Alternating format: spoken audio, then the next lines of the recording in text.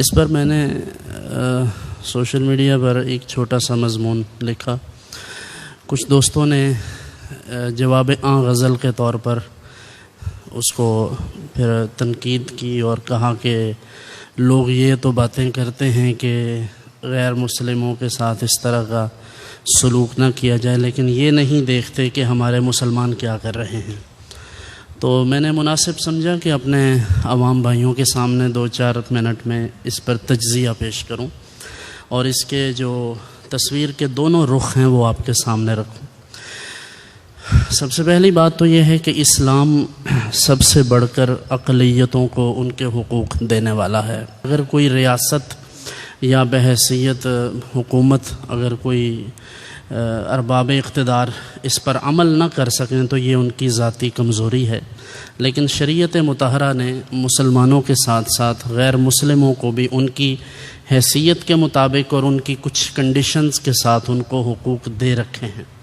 وہ حقوق ان سے ہم چھین نہیں سکتے. انہیں زندہ رہنے کا حق ہے، انہیں اپنی عبادات کا حق ہے. لیکن میں نے اس مضمون میں جو بات کی تھی وہ یہ تھی کہ ہمارے مسلمان حکمران جو ضرورت سے زیادہ فلیکسیبل ہو جاتے ہیں کچھ چیزوں میں، ان کے سامنے یہ دعوت فکر پیش کی تھی کہ جس طرح کی فراخ دلی کا آپ غیر مسلموں کے ساتھ مظاہرہ کرتے ہیں، کیا کسی غیر مسلم ملک نے، اور بالخصوص یہاں چونکہ مندر تعمیر ہو رہا تھا تو میں نے یہ لکھا تھا کہ مشرکین کے ساتھ اتنا محبت بھرا لہجہ اور اتنا اچھا انداز پیش کیا کہ آپ نے وفاقی دارالحکومت اسلام آباد میں انہیں جگہ دی اور اس کا سنگ بنیاد بھی رکھ دیا گیا. رکھ لیں، ہمیں کیا اعتراض ہے، بنائیں مندر، انہیں کہیں وہ عبادت کریں. لیکن یہ حکمران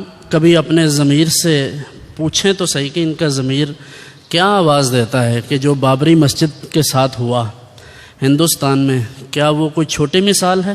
میں نے یہ کہا تھا کہ ہمارے حکمران ضرورت سے زیادہ فلیکسیبل ہوتے ہیں اور یہ نہیں ہونا چاہیے. ہم نے یہ کب کہا ہے کہ کسی غیر مسلم پر ظلم و ستم کریں؟ لیکن ضرورت سے زیادہ. مجھے یہ بتائیں اسلام آباد کی آبادی کتنی ہے، کتنے لوگ ہیں، ان میں کتنے ہندو بستے ہیں؟ یہ چند دن پہلے کی بات ہے، ایک یہودی شخص وہاں بیٹھا ہوا تھا اسرائیل کا خیمہ لگا کر.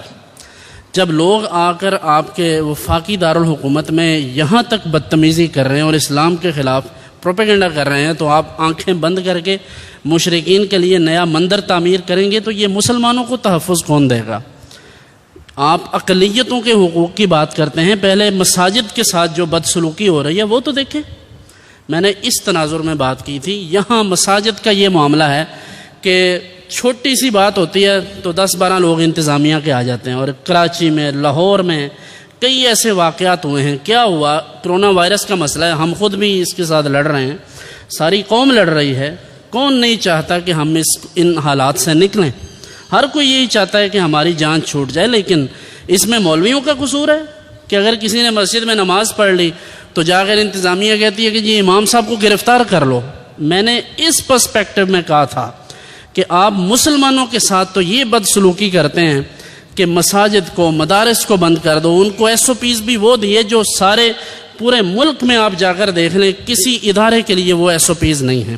یعنی اتنی کڑی شرائط کسی ادارے نے نہیں مانی جتنی کڑی شرائط آپ نے ان مدارس والوں کو اور مساجد والوں کو دی ہیں.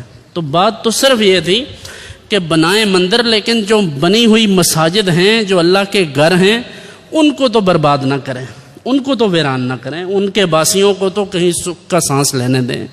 صرف اس تناظر میں بات تھی. دوسرا پہلو اس کا یہ ہے کہ ایک دوست نے یہ لکھا اور بڑا اس نے بہت مضحکہ خیز لہجے میں لکھا اور بڑے مطلب ٹونٹ کے طور پر کہ جی یہ بات تو بڑی کرتے ہیں ہمارے اہل ایمان، لیکن یہاں لوگ رشوت لیتے ہیں، سود کا لین دین کرتے ہیں، فلاں ہوتا ہے، یہ ہوتا ہے، وہ ہوتا ہے. تو بھائی کس نے یہ کب سے آپ کو پتہ چلا کہ یہ کام سارا مساجد والے اور مدارس والے کر رہے ہیں؟ کس نے کہا ہے کہ یہ مولویوں کا کام ہے؟ یعنی اگر کوئی شخص سود کا لین دین کرتا ہے تو اس میں اسلام کا کیا قصور ہے؟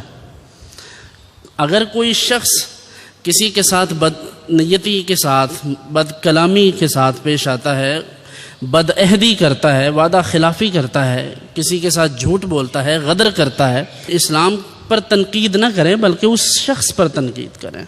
سو عرض یہ ہے کہ ہمیں تھوڑا سا بیلنس کرنا چاہیے ان معاملات میں۔ یہ کیا بات ہوئی کہ صرف مندر پر تنقید کی اور ہمارے مسلمان اتنے جذباتی ہو جاتے ہیں کہ سوچتے بھی نہیں ہیں کہ ہم جو باتیں کر رہے ہیں ان کی وجہ سے اسلام کو نقصان ہوتا ہے۔